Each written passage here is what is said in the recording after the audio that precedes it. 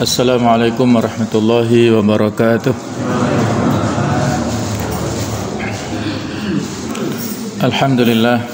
Alhamdulillahilladzi bi ni'matihi tatimmus shalihat wa bi fadlihi tatanazzalu al khairat wal barakat wa bi taufiqihi tatahaqqaqul maqasid wal ghayat. Asyhadu an la ilaha illallah wahdahu la syarikalah Dzul arsy rafi'ud darajat wa asyhadu anna Muhammadan abduhu wa rasuluh al-ma'sum min kulli syahawat. Allahumma shalli wa sallim ala sayyidina wa habibina maulana Muhammad wa ala alihi wa ashabihi wa ansarihi min alil khairat. Allahumma inna nas'aluka ilman nafi'a wa na'udzubika min ilmin la yanfa'. Subhanaka la ilma lana illa ma 'allamtana innaka antal alimul hakim wa tub alaina innaka antat tawwabur rahim. Rabbi shrah li sadri wa yassir li amri wa hlul 'uqdatam min lisani yafqahu qawli, amma ba'd. Hadirin para jamaah sekalian rahimakumullah, marilah kita lanjutkan kisah Nabi Musa dan Nabi Harun pada bagian ke-11 ini, yaitu kisah tentang Bani Israel yang meminta diperlihatkan Allah secara langsung. Sebagaimana sudah kita ketahui bahwasanya pada saat Nabi Musa dipanggil oleh Allah Subhanahu wa taala untuk menerima wahyu, maka kepemimpinan kerasulan dititipkan kepada Nabi Harun untuk menjaga Bani Israel, untuk mendampingi Bani Israel. Tapi ternyata ada gejala penyimpangan, potensi-potensi kesyirikan yang telah dimiliki oleh orang-orang Bani Israel.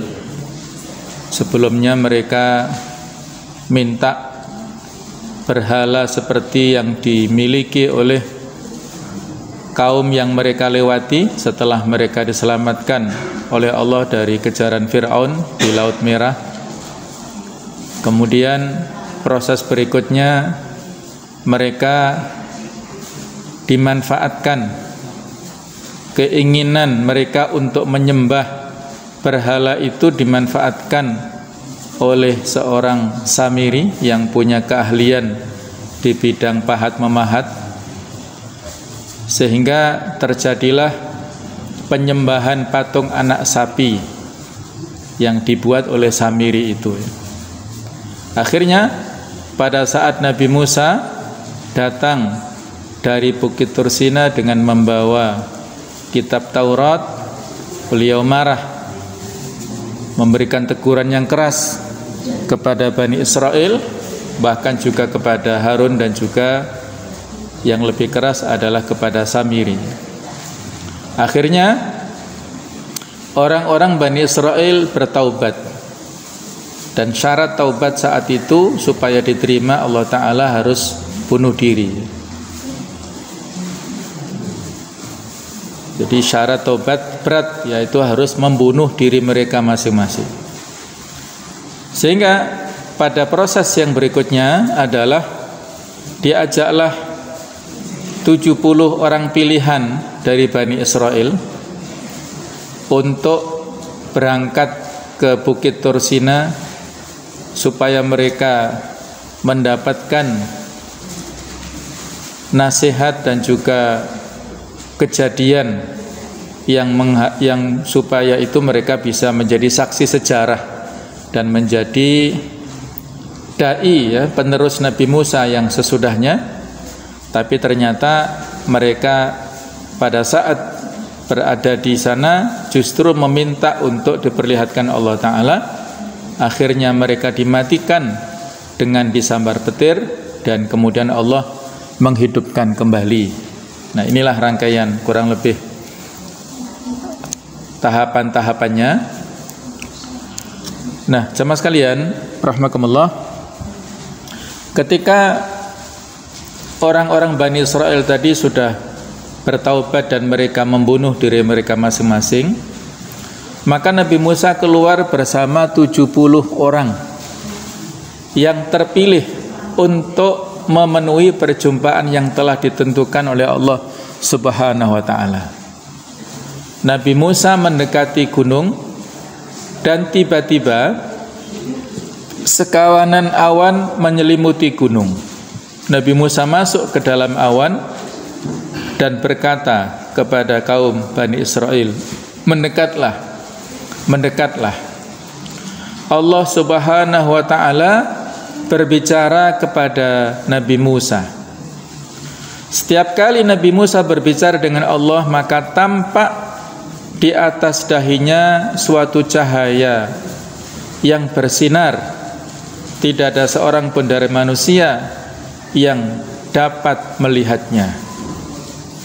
Diletakkan suatu tabir atau penutup di sekeliling Nabi Musa saat ia berbicara kepada Tuhannya.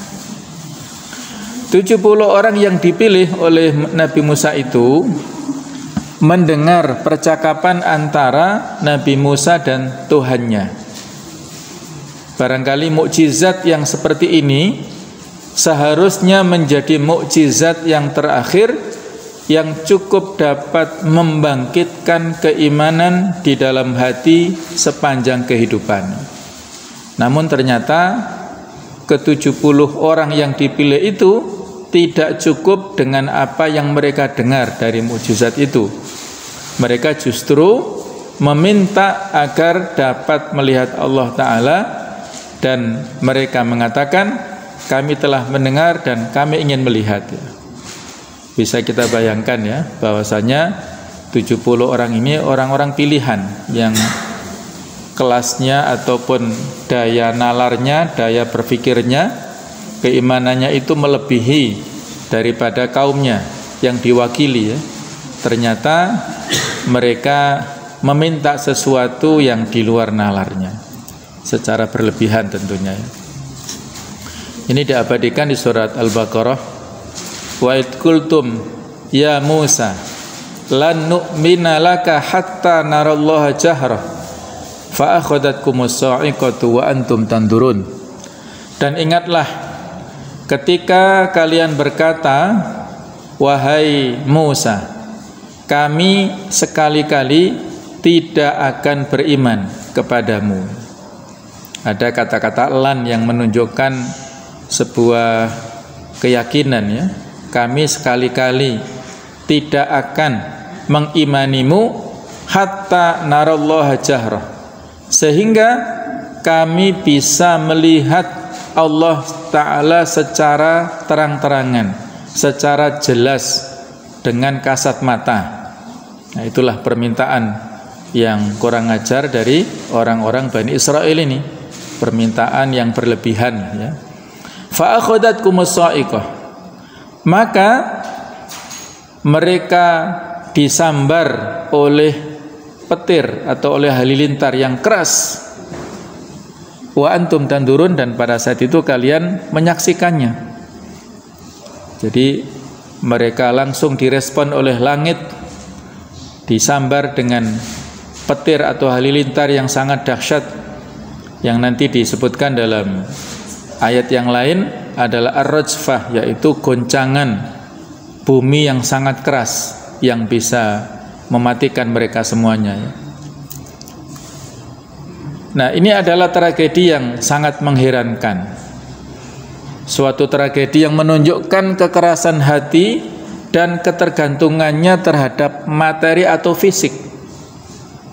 Jadi seolah-olah mereka ingin menguatkan keyakinan yang diimani itu dengan melihat sesuatu yang secara nyata. Mereka yakin iman kepada Allah, ingin melihat secara langsung. Itulah yang mereka menggantungkan terhadap materi atau fisik. Permintaan yang menunjukkan sikap keras kepala ini cukup sebagai syarat untuk datangnya siksaan yang mengerikan. Kemudian mereka disiksa dengan suara yang menggelegar, yang menghancurkan roh dan jasad mereka pun mati.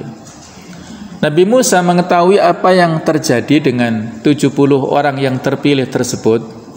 sehingga hatinya merasa sedih, dan ia berdoa kepada Tuhannya agar mengampuni mereka dan merahmati mereka serta tidak menyiksa mereka karena kesalahan orang-orang yang bodoh di antara mereka.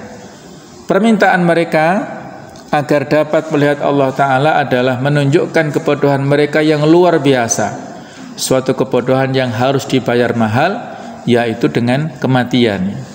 Jadi karena jiwa mereka yang serampangan seperti itu, yang berlebihan seperti itu, maka harus dibayar mahal, yaitu dengan kematian dan kebinasaan mereka.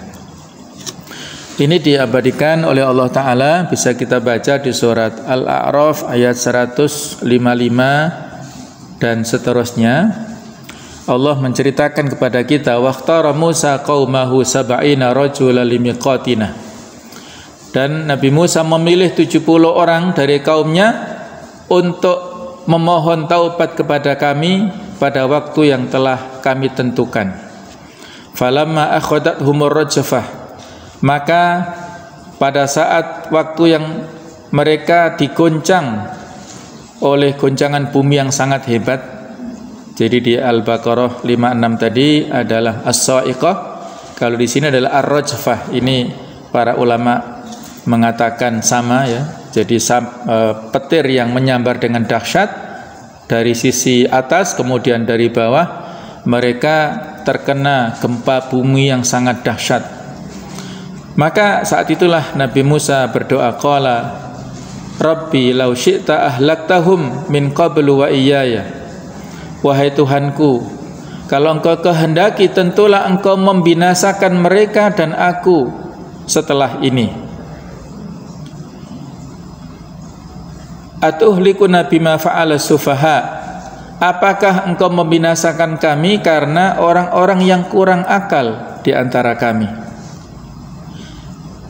Bima fa'ala sufa'u minna in hiya illa fitnatuka tudillu biha man tasha wa tahdi man tasha anta waliyuna faghfir lana warhamna wa anta khairul ghafirin.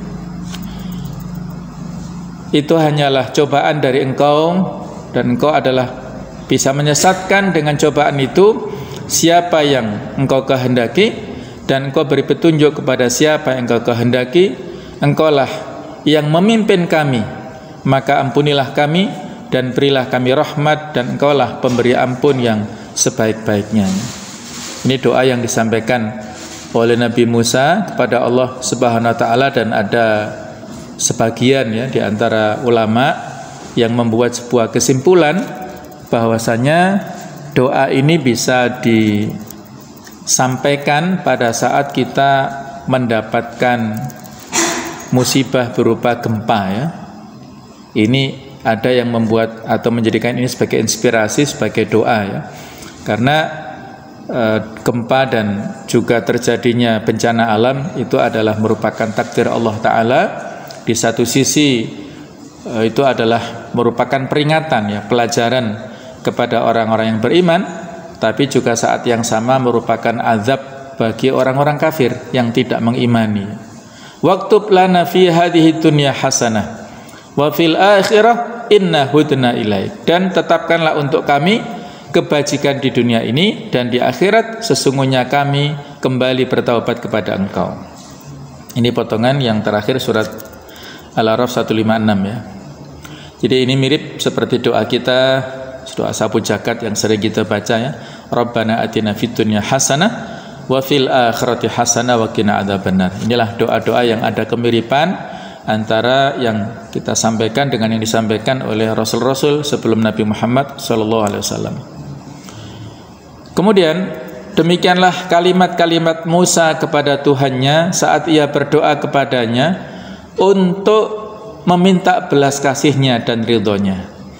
Allah Ta'ala ridho kepada mereka dan mengampuni kaum Nabi Musa, di mana Allah Ta'ala menghidupkan mereka setelah kematian mereka. Tsumma ba'atsnakum min ba'di dzalika la'allakum tashkurun ya, Al-Baqarah 56 ya. Kemudian setelah itu kami bangkitkan kalian semuanya setelah kematian supaya kalian bersyukur ya. Orang-orang yang terpilih itu mendengar di saat-saat yang mengagumkan ini dari sejarah kehidupan sampai berita kedatangan Nabi Muhammad bin Abdullah sallallahu alaihi wasallam. Jadi ketika mereka sudah dibangunkan kembali, dibangkitkan kembali, ada petunjuk-petunjuk yang disampaikan oleh Allah Ta'ala kepada Nabi Musa yang mereka menjadi saksi sejarah ya.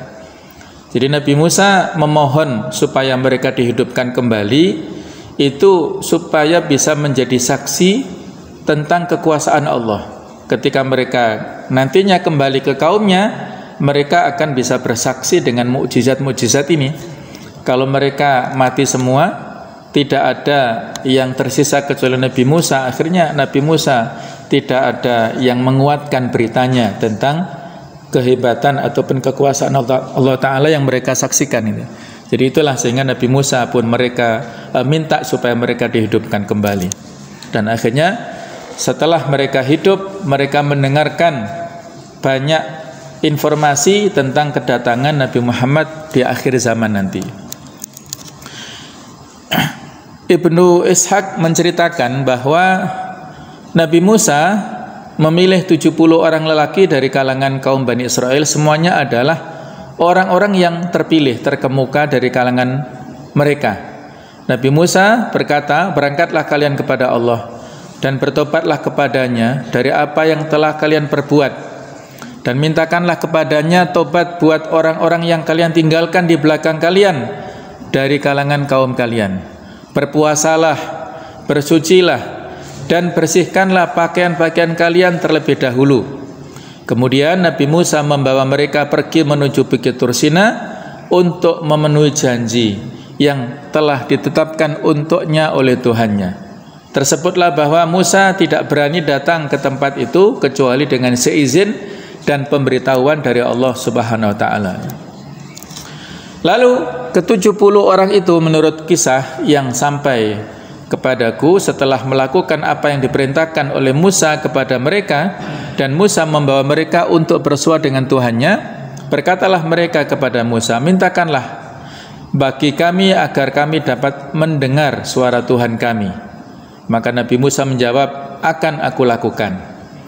Ketika Musa berada di dekat bukit itu, tiba-tiba gunung itu diliputi oleh awan yang terbentuk tiang raksasa sehingga menutupi seluruh kawasan bukit tersebut. Nabi Musa mendekat dan masuk ke dalamnya, lalu ia berkata kepada kaumnya, mendekatlah kalian.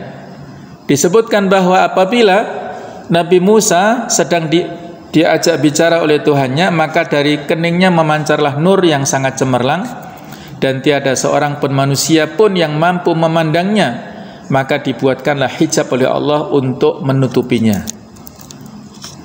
Kaum itu pun mendekat, dan manakala mereka masuk ke dalam awan itu, mereka terjatuh dan bersujud, dan mereka mendengarkan Allah Ta'ala sedang berbicara kepada Musa seraya mengeluarkan titah dan larangannya kepada Musa, yakni lakukanlah ini dan tinggalkanlah yang itu. Setelah Allah selesai dari pembicaraannya kepada Musa dan awan telah lenyap dari Musa, maka Musa datang menemui mereka, tetapi mereka berkata kepadanya seperti yang disebutkan Allah di surat dalam firman surah Al-Baqarah ayat 55, kami tidak akan beriman kepadamu sebelum kami melihat Allah dengan terang, karena itu kalian disamar halilintar ya. Lan nu'mina laka hatta narallah jahrata fa akhadhatkumus sa'iqah wa antum tandurun, yang sudah kita baca tadi ya. Yang dimaksud dengan kata-kata sa'iqah itu sama dengan rajafah. Kalau sa'iqah arti secara harfiahnya adalah petir atau halilintar. Kalau rajafah itu adalah goncangan ya, gempa bumi yang sangat hebat. Hari kiamat itu disebut adalah ar-rajafah karena goncangannya sangat hebat, terjadi zalzalah ya, goncangan yang sangat besar di sana. Maka nyawa mereka semuanya melayang dan matilah mereka semuanya. Lalu Musa bangkit memohon kepada Tuhannya dan berdoa serta memohon dengan penuh harap kepadanya. Untuk itu Nabi Musa mengatakan, ya Tuhanku, kalau engkau kehendaki tentulah engkau membinasakan mereka dan aku sebelum ini. Sedangkan mereka benar-benar orang-orang yang bodoh. Maka apakah engkau membinasakan orang-orang Bani Israel yang ada di belakangku? Nah, inilah ya diabadikan di surat Al-A'raf 156. Qala adzabi usibu bihi man asya'u wa rahmati wasi'at kullasyai'. Fasa'aktubuha lil ladzina yattaquna wa yu'tuna zakata wal ladzina hum bi ayatina yu'minun. Allah berfirman, siksaku akan kutimpakan kepada siapa yang aku kehendaki, dan rahmatku meliputi segala sesuatu. Maka akan aku tetapkan rahmatku untuk orang-orang yang bertakwa, yang menunaikan zakat, dan orang-orang yang beriman kepada ayat-ayat kami ya. Jadi syariat yang kita lakukan pada saat dulu sudah ada isyarat-isyaratnya ya, tentang masalah zakat, kemudian tentang ketakwaan ya, kemudian tentang sholat, itu sudah ada isyarat-isyaratnya, walaupun secara rinci kaifiahnya tidak persis seperti kita ya. Ada kalimat yang menarik di dalam ayat ini ya, bahwasanya warahmati wasi'at kullasyai', bahwa rahmat Allah itu meliputi segala sesuatu di makhluknya ya. Ada kisah yang juga terjadi ya pada Nabi Musa, namun tidak ada rangkaian di dalam Al-Quran ya. Kisah ini terjadi pada suatu ketika ada seorang wanita yang hadir kepada Nabi Musa. Wanita ini lama tidak bisa punya anak ya, tidak bisa memiliki keturunan, kemudian memohon kepada Musa, wahai Musa, berdoalah kepada Allah supaya memberikan kepadaku anak. Maka Nabi Musa memohon kepada Allah, dan ternyata Nabi Musa mendapatkan jawaban bahwasanya wanita ini sudah ditakdirkan memiliki kemandulannya, jadi tidak punya keturunan. Sudah tertulis bahwasanya wanita ini mandul. Maka disampaikanlah berita itu kepada wanita ini, dan dia pun menangis, dia sedih karena dapat berita bahwasanya dia divonis mandul. Akhirnya dia pulang dalam keadaan sedih. Nah, ternyata jamaah sekalian, setahun berikutnya dia datang kepada Nabi Musa sambil menggendong seorang bayi. Akhirnya Nabi Musa heran, siapa dia? Setahun yang lalu dia dapat informasi dari Allah bahwasanya wanita ini mandul, dia ternyata sekarang bisa dapat menggendong seorang bayi. Kata wanita ini, dia anak saya, lahir dari rahim saya. Kok bisa ya? Maka wanita ini menjawab, ya, karena saya selalu terus berdoa, saya tidak putus asa, saya terus berdoa. Maka Nabi Musa mengadukan hal itu kepada Allah Ta'ala, minta petunjuk kepada Allah. Ya Allah, kenapa terjadi begini-begini ya? Maka Allah mengatakan, inna rahmati sabaqat ala ghadabi au kama qala, bahwasanya rahmatku itu lebih mendahului murkaku, wahai Nabi Musa. Ketika dia selalu berdoa terus kepada Allah Ta'ala, maka Allah dengan kuasanya itu bisa memberikan apa yang dia minta, walaupun sebelumnya ditentukan dia seorang wanita yang mandul, tapi Allah punya kuasa ya. Ada hadis yang mengatakan, la yarutul qadar illa doa, tidak ada yang bisa merubah takdir kecuali doa. Yamhullahu ma yasha wa yuthbitu wa indahu ummul kitab. Allah bisa memiliki kuasa untuk menghapuskan segala sesuatu dan menetapkan segala sesuatu, dan Allah yang maha mengetahui apapun yang ada di Lauhul Mahfuz itu adalah atas kuasa Allah Ta'ala ya. Jadi inilah sebagai contoh jamaah sekalian, kita tidak boleh berputus asa dari rahmat Allah Ta'ala, karena rahmat Allah ini wasi'at kullasyai', meliputi segala sesuatu, semua makhluknya, apalagi manusia, dan apalagi manusia yang beriman ini insya Allah akan selalu mendapatkan rahmat Allah Ta'ala, sehingga kita pun harus selalu optimis dan meminta kepadanya saja ya, bukan kepada yang lain.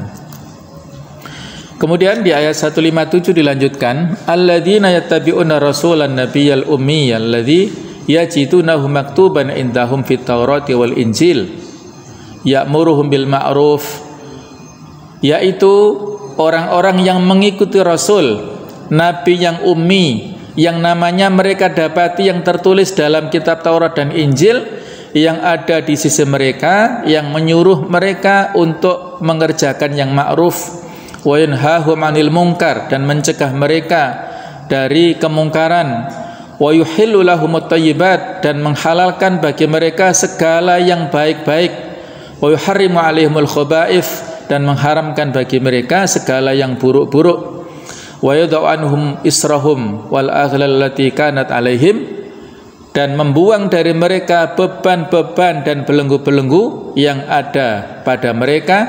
Falladzina amanu bihi wa azzaruhu wa nasaruhu wattaba'u nural ladzi unzila ma'ahu ulaika humul muflihun. Maka orang-orang yang beriman kepadanya, kepada Rasulullah SAW, memuliakannya, menolongnya, dan mengikuti cahaya yang terang yang diturunkan kepadanya, yaitu Al-Quran, mereka itulah orang-orang yang beruntung. Inilah kesinambungan dalam risalah antara risalah yang dibawa Nabi Muhammad SAW dengan yang sebelumnya, baik itu melalui ajaran kitab Taurat ataupun Injil, ya, ada kesinambungan risalah. Semuanya adalah memerintahkan untuk beriman kepada Allah dan mengikuti segala petunjuk Rasulnya. Kita akan memperhatikan metode hubungan antara masa sekarang dan masa yang lalu dalam ayat tersebut. Allah Ta'ala melampaui waktu dialog bersama Rasul dalam ayat-ayat tersebut pada dua waktu yang dahulu, yaitu turunnya Taurat dan turunnya Injil, untuk menetapkan bahwa Allah membawa berita gembira dengan kedatangan Nabi Muhammad SAW dalam dua kitab yang mulia itu. Kami kira bahwa berita gembira ini datang pada hari di mana Musa mendatangkan 30 orang dari kaumnya, ataupun 70, ya, mendatangkan 70 orang dari kaumnya, yaitu para ulama Bani Israel dan orang-orang yang mulia di antara mereka, untuk menemui Tuhannya. Pada hari yang penting ini, disertai dengan mukjizat-mukjizat yang besar, ditetapkanlah suatu kabar gembira dengan datangnya Nabi akhir zaman, yaitu Nabi Muhammad sallallahu alaihi wasallam. Ibnu Katsir dalam kitab Qisasul Anbiya memberikan sebuah riwayat, menukil riwayat dari Qatadah, bahwasanya pada saat Nabi Musa berkata kepada Tuhannya, "Wahai Tuhanku, aku mendapati dalam papan-papan Taurat suatu umat yang lebih baik dari umat yang lain. Mereka menyeru kepada yang ma'ruf dan mencegah hal yang mungkar. Ya Allah, jadikanlah mereka itu umatku." Maka Allah Ta'ala berkata, itu adalah umat Muhammad sallallahu alaihi wasallam. Jadi sudah ada isyarat, ya, bahwasanya dalam kitab Taurat ada umat yang amar ma'ruf nahi mungkar. Nabi Musa punya obsesi supaya itu adalah Bani Israel umatnya, tapi ternyata itu adalah umatnya Nabi Muhammad SAW, umat akhir zaman.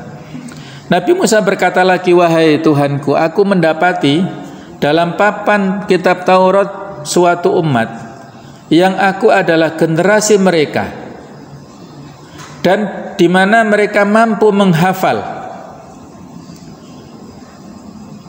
Mereka mampu menghafal, sedangkan umat-umat sebelum mereka membaca dengan melihat buku-buku, sehingga ketika buku itu disingkirkan dari mereka, mereka tidak lagi mampu menghafalnya dan tidak lagi mengetahuinya.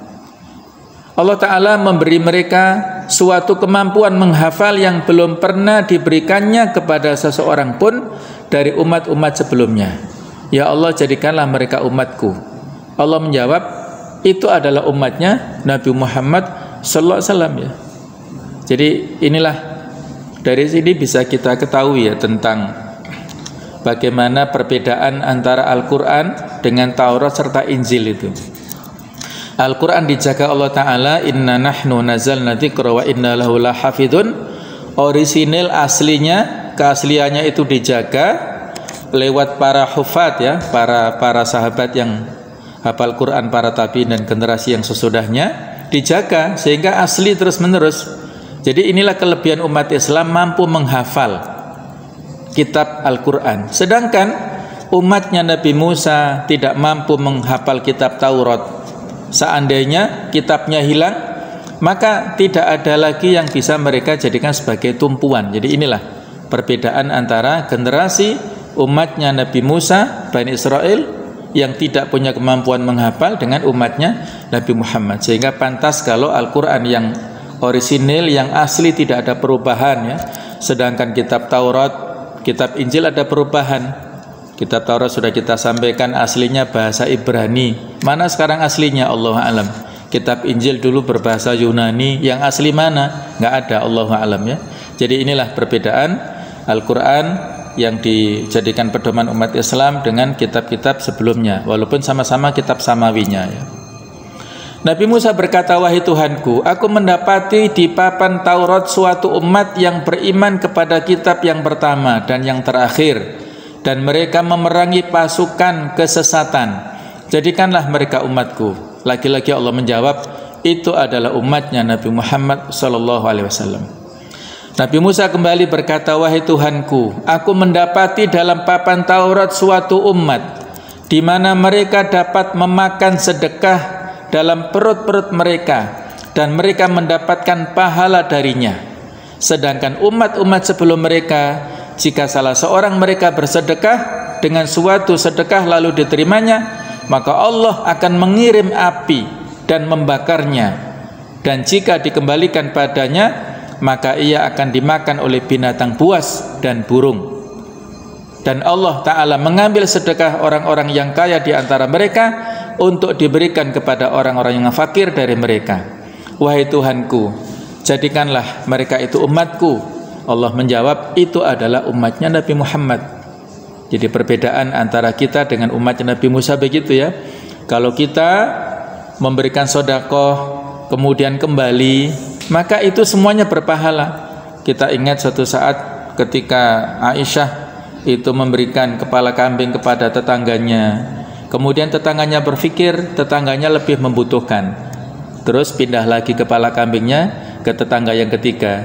Tetangga yang ketiga berpikir, mungkin tetangga saya lebih butuh, pindah ke tetangga yang keempat, terus sampai 12 rumah, dan balik lagi ke Aisyah ya.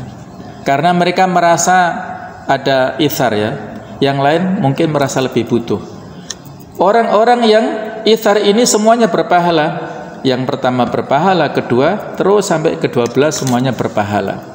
Ada lagi seorang ayah yang bersedekah dengan kebun kurmanya, tetapi Nabi melihat itu anakmu fakir, itu lebih miskin ya, dan dia lebih butuh. Dikembalikanlah kebun kurmanya kepada anaknya. Ayahnya mendapat pahala dari sedekahnya, kemudian anaknya juga demikian ya. Jadi inilah sedekah itu selalu berpahala dan intinya adalah niatnya.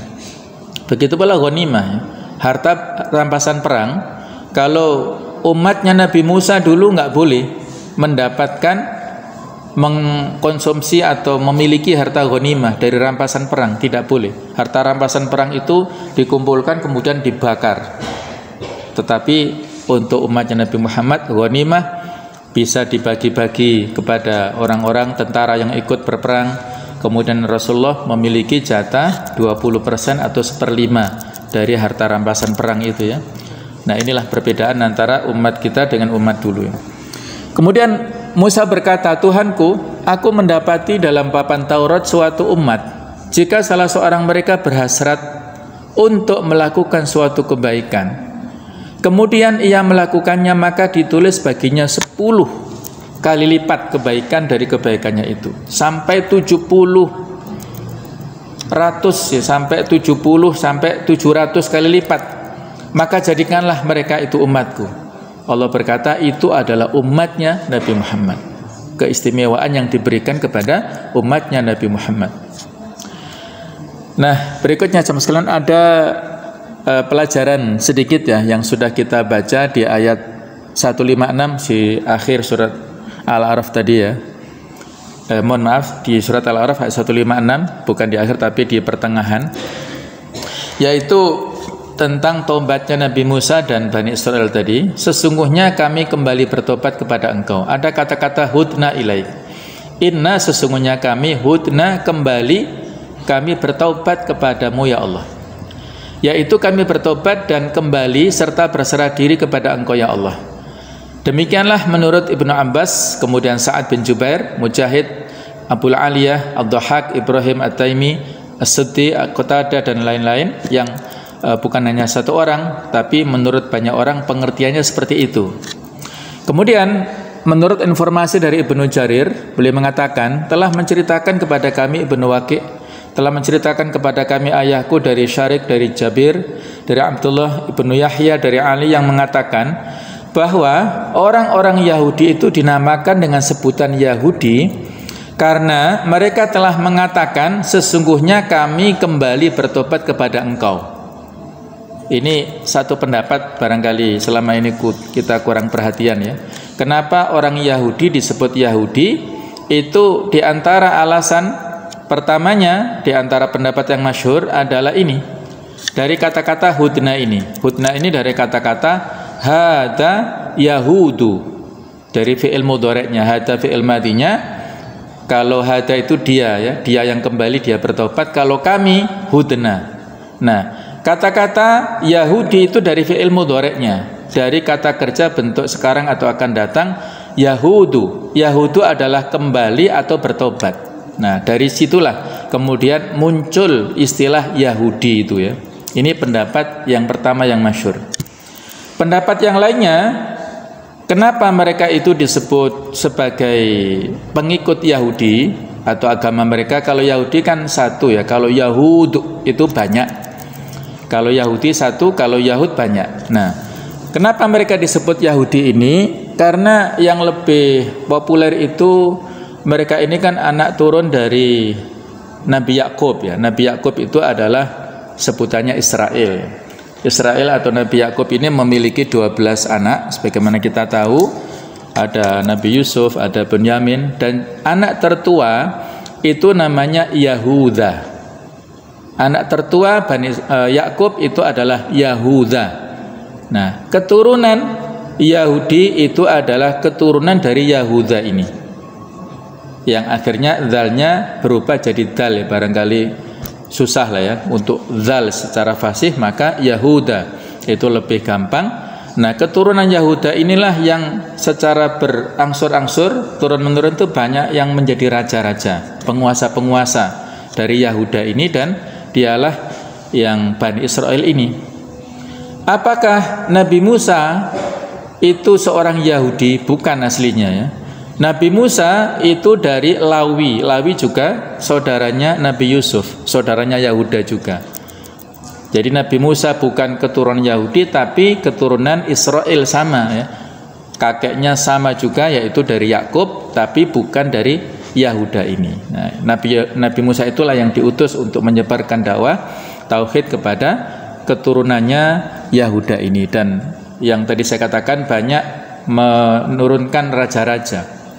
Sehingga pada proses nanti ketika zamannya Nabi Daud itu mereka diuji ya untuk berperang menghadapi tokoh yang kuat yang namanya Jalut ya. Nanti di surat surat Al-Baqarah ya, ayat 247 itu kisah bagaimana tentang orang-orang Bani Israel yang mengharapkan supaya diutus pimpinan yang bisa melawan Jalut.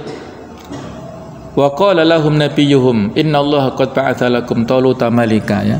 Nabi mereka di sini Samuel itu berkata kepada orang-orang Bani Israel, Allah telah mengutus kepada kalian seorang Talut. Nah, mereka susah ya, serba susah orang Bani Israel ini. Mereka mengharapkan datangnya pemimpin. Ketika ditunjuk seorang raja kepada mereka, mereka nggak mau menerima.